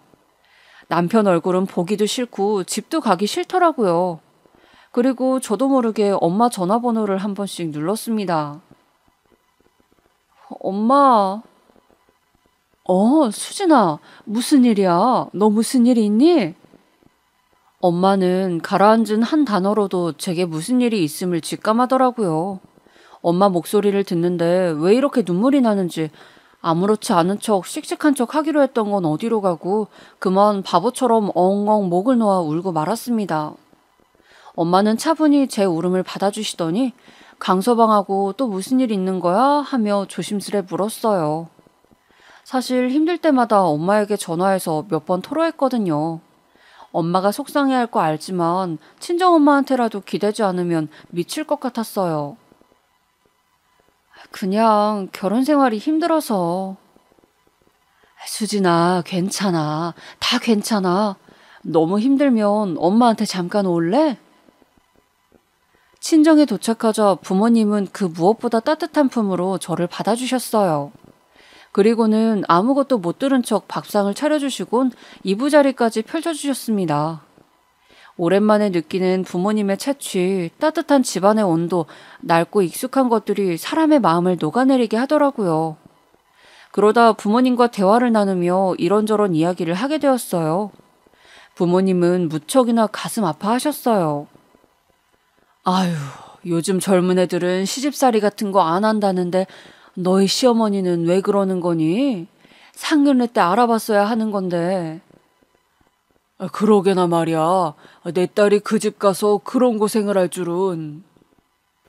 아버지는 한숨으로 일관하시며 자식 걱정을 뿜어내셨고 엄마는 조용히 눈물까지 흘리셨어요. 그 눈물을 보니 더 마음이 아팠습니다. 그래도 부모님과 이런 소소한 시간을 갖고 나니 또 사람이 일어설 힘이 생기더라고요. 처음엔 집도 가기 싫고 남편 얼굴도 보기 싫었는데 일단은 가서 다시 잘 이야기해봐야겠다는 생각이 들었습니다. 어찌됐든 내가 결혼 상대를 선택한 사람이고 여기서 끝내기엔 서로 아쉬움이 있을 것 같았으니까요. 그래서 그 길로 부모님과 헤어져 저는 집으로 돌아오게 되었습니다.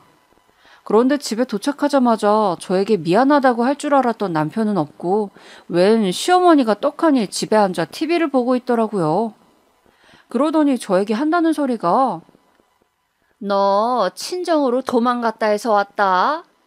였어요. 순간 할 말이 없어졌습니다. 그래서 뭐 어쩌라는 건지. 근데 시어머니의 의중은 그 이후 행동에서 드러나기 시작하더라고요. 갑자기 저에게 결혼 전 이야기를 꺼내더라고요. 너희 집 친정 결혼할 때 돈 한 푼 제대로 안 보태줬지? 나 그거 다 감안하고 허락해 준 거다. 나는 원래 내가 원하던 예단비도 어느 정도 있었고 예물도 있었어. 근데 내 아들이 니네 집 그 가난한 사정 생각해서 예단도 예물도 하지 않겠다고 하더구나. 그것도 마음에 안 들었지만 네 처지 생각해 허락해 준 거야. 근데 내가 호의를 베풀어 줬으면 너도 그만큼 봉사를 해야 하지 않겠니? 나한테 돌아오는 게 있어야 하지 않겠어? 그러니까 지금 어머니는 제가 어머님한테 무슨 봉사라도 해야 한다는 건가요? 도대체 무슨 봉사를 원하시는 건데요? 아, 어머니 집 가사 도우미요? 그 역할 말씀하시는 건가요? 죄송한데요, 어머니. 저는 어머니 며느리지 그런 역할로 고용된 게 아니에요. 그 정도는 아시지 않으세요? 이게 어디서 바락바락? 야, 너 내가 저번부터 말했지? 말 조심하라고. 그지 같은 집에서 태어났으면 시부모 봉양이라도 제대로 해야지. 어디서 주둥이를 나불거려? 뭐요? 그지 같은 집이요? 어머님부터 말 조심하세요. 둘 다 제발 그만해. 그때였어요. 시어머니와 저 모두 잔뜩 흥분해 서로를 향해 나를 겨누고 있었는데 남편이 집에 들어왔고 처음으로 자기 엄마에게 큰 소리를 치더라고요. 시어머니는 그 소리에 놀랐는지 잠시 침묵을 지켰고 한동안 저희 사이에 정적이 흘렀습니다. 엄마 때문에 우리 결혼 생활이 위험해요. 그러니까 이제 제발 그만 좀 하세요. 얘도 힘들어요, 엄마 때문에. 그러니까 집도 나간 거 아니에요. 제발 우리 좀 냅두세요. 이럴 거면 어머니 원래 있던 집으로 돌아가시라고요. 남편이 이렇게 대놓고 시어머니 앞에서 제 편을 들어준 건 처음 있는 일이었습니다. 아마도 제가 친정에 가 있는 동안 자기도 뭔가 느낀 게 있는 모양이었죠. 아무튼 남편이 호되게 소리를 치고 나니 시어머니도 충격을 먹은 듯 잠잠해져 그대로 문 밖으로 나가셨어요. 그 이후로 시어머니는 신기하게도 저한테 그 어떤 연락도 하지 않고 남편한테도 그랬습니다. 몇 달 정도 그 상황이 유지되자 이제는 시어머니도 좀 눈치를 보시는 건가 해서 다시 한번 시댁에 들러볼까 생각도 해보았지만 저에게 쏟아냈던 막말들을 쉽사리 용서하고 싶지 않았습니다. 근데 이것은 전조 증상일 뿐이었어요. 더 큰 일은 그 뒤로 이어지더라고요. 시작은 부모님의 연락이었습니다. 어느 날 저희 부모님께서 이제 시골로 내려가신다는 연락이 왔어요. 전부터 두 분 다 귀농에 꿈이 있으시긴 했지만 시기가 갑작스러웠던 터라 가서 농사를 지을 거냐 물으니 웃으며 그러시더라고요. 네 아빠랑 같이 돼지 키워보려고. 돼지를 키운다고? 네 아빠가 벌써 흑돼지 10마리를 샀다. 거기서 차근차근 시작해보려고. 나 아는 사람도 그렇게 시작했다가 지금은 돼지가 몇백 마리라고 하더라. 마침 엄마 아빠랑 같이 내려가는 분이 축산업을 하신 분이라 그분한테도 배워보려고. 엄마는 어쩐지 오랜만에 들뜬 목소리였습니다. 그 목소리가 듣기 좋아 해벌쭉 웃음이 나왔죠. 그리고 저 역시 부모님의 새 출발을 응원해드릴 겸 엄마와 아빠가 자리를 잡았을 때 남편과 함께 내려가 보기로 했습니다. 그런데 저희가 부모님을 뵈러 내려간다고 하니 남편이 시어머니에게 이 사실을 말했나 보더라고요. 시어머니는 마침 휴가 겸 자기도 좋은 공기를 마시겠다고 그 근처를 친구하고 놀러 가기로 했다며 시간이 되면 들르시겠다 했습니다. 솔직히 불편한 사돈댁을 왜 오겠어요? 당연히 그저 빈말로 하신 말인 줄로만 알고는 넘어갔습니다. 그리고 부모님 농장에 내려가 안심하고 이곳저곳을 구경했는데요. 가장 기대하던 돼지 농가를 먼저 구경했는데 흑돼지 여러 마리를 실제로 보니 신기하더라고요. 또 한 마리 한 마리 이름을 알려주시는 아버지의 얼굴엔 행복한 미소가 가득하셨어요. 아빠 힘들진 않아요? 오는 길에 여쭤보니 오히려 시골 생활이 너무 잘 맞는다고 왜 이제야 내려왔는지 모르겠다며 너스레를 떠시더라고요. 그런 모습을 보니 저도 마음이 놓였습니다. 그리고 집으로 와선 엄마가 미리 준비하신 밥상을 내놓았는데 밥상 역시 며칠간 정성껏 준비하신 티가 역력했습니다. 아유 엄마 거의 임금님 밥상인데 뭘 이렇게까지 했어. 아니야 이 정도야 뭐 뚝딱했지. 입맛에 맞을지 모르겠네. 김서방 자네도 배고프지? 어여 들게. 네 감사합니다. 그렇게 숟가락을 들어 고봉밥을 한 숟갈 풀려던 참이었습니다. 그런데 때마침 시어머니에게서 갑자기 전화가 온 겁니다. 여보세요? 엄마 무슨 일 있어요? 전화기 넘어 대충 들으니 시어머니가 우는 소리를 하더라고요.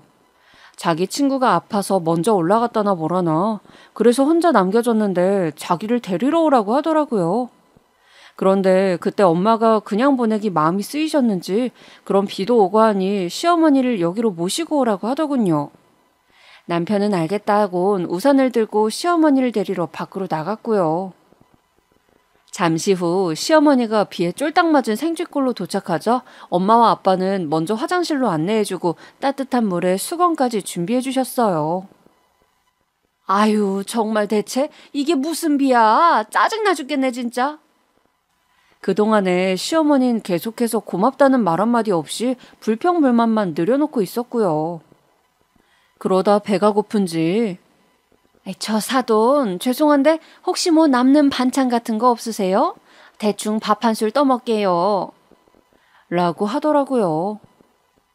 있어요. 마침 저희도 식사를 하다가 나간 터라 같이 와서 드시죠. 엄마는 시어머니의 밥까지 고봉으로 퍼 앞에 놓아드렸습니다. 처음에 시어머니는 며칠 굶주린 사람처럼 맛있게 와구와구 정신없이 밥을 먹었습니다. 근데 중간쯤 밥을 먹었을 때 갑자기 숟가락질을 멈추고는 이게 무슨 냄새야 하며 코를 킁킁거리는 게 아니겠어요? 왜 그러세요? 냄새요? 아휴 냄새가 심하네. 네? 죄송한데 저는 여기선 밥 못 먹겠네요. 기껏 씻었더니. 돼지 똥내가 살에 박히셨나 봐요. 사돈 몸 돼지 잡내가 여기까지 납니다. 그럴 리가요. 하고 많은 것 중에 돼지라니 더러워서 겸상 못할 것 같네요. 아니면 전 나가 있을 테니 먹고 오세요. 순간 아버지의 얼굴이 붉게 일그러졌고 저 역시 화가 머리 꼭대기까지 나고 말았습니다. 어머님, 아무리 그래도 어떻게 돼지 똥내라뇨? 지금 어떻게 그런 말을, 이런 말씀하시려고 따라온 거죠? 내가 뭐 잘못 말했니? 아니, 역한 냄새 나는 걸 난들 어쩌란 말이냐? 그러게 사돈 어른들은 잘 씻고 오셨어야죠. 명색에 가족 모이는 자리에 냄새 제거도 안 하시고 오시면 어쩌자는 겁니까? 아무리 배운 게 없는 집안이라지만. 뭐라고요? 사돈 말 다 하셨습니까 지금? 이번엔 아버지가 대꾸했습니다. 정말 최악이었습니다. 눈앞이 새하얘지며 아무것도 보이지 않더군요. 남편은 등신같이 아무 말도 못하고 있었고요. 그런데 제가 시어머니의 멱살이라도 잡을 기세로 일어서자 엄마께서 저를 막으시더니 차분하게 사과하시는 거였어요. 죄송합니다, 사돈. 미처 그 생각은 하지 못했네요. 저희 배려가 짧았습니다. 그러면 여기서 드시긴 불편하니 따로 밥상 차려드릴게요. 저 따라오시죠.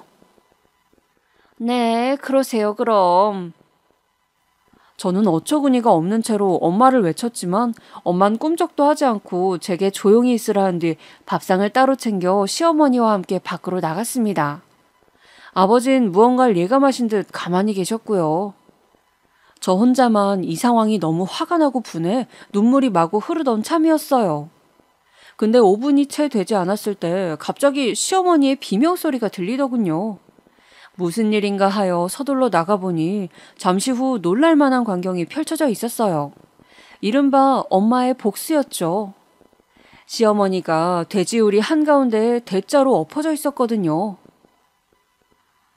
아유, 지금 이게 뭐 하는 겁니까? 뭐 하는 거긴요. 똥으로 샤워시켜드린 겁니다. 똥 묻혀드렸으니 이제 사돈께서도 같이 똥내 나는 저희와 겸상하실 수 있으시겠죠? 하! 이런 망할 옆편내가 이 더러운 것들 당장 안 치워? 내가 말입니다. 지금까진 참았어요. 내 딸이 시집살이로 고생하는 거 알았어도 그저 시부모이니 참고 봉양해라 말했습니다. 근데 내가 바보 천치 등신이었네요.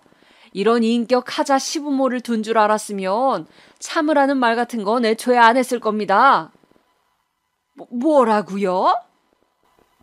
벌겋게 달아오른 시어머니 주변으로 돼지들이 몰려들자 시어머니는 발로 돼지를 차고 난리가 났습니다. 엄마는 분에 찬 얼굴로 그걸 가만히 지켜보고 계셨고요. 남편이 헐레벌떡 뛰어와 시어머니를 빼주었기에 망정이지 그때 엄마 눈빛을 생각하면 말할 수 없는 일이 펼쳐졌을지도 모르겠네요. 어찌됐건 그날 이후로 시어머니는 똥을 잔뜩 묻힌 채로 서울로 돌아가셨고 저는 남편과 완전히 갈라서게 되었습니다. 이혼 과정에서 아이가 없었던 것이 다행이라면 다행이었어요. 그리고 무얼 하며 살까 고민하다 부모님 사는 시골로 내려와 함께 돼지 농장을 운영하게 되었습니다.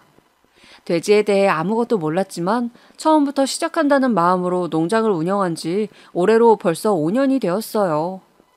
그 사이에 여기 사는 총각과 결혼해 예쁜 딸도 하나 낳았고요. 돼지 농가라고 해서 일이 절대 편하거나 힘들지 않은 건 아니지만 그래도 서울살이 할 때보다는 훨씬 적성에도 맞고 좋습니다. 특히나 과거 시어머니에게 시달렸던 걸 생각하면 말이죠. 가끔 엄마와는 그날 있었던 얘기를 하며 웃곤 합니다.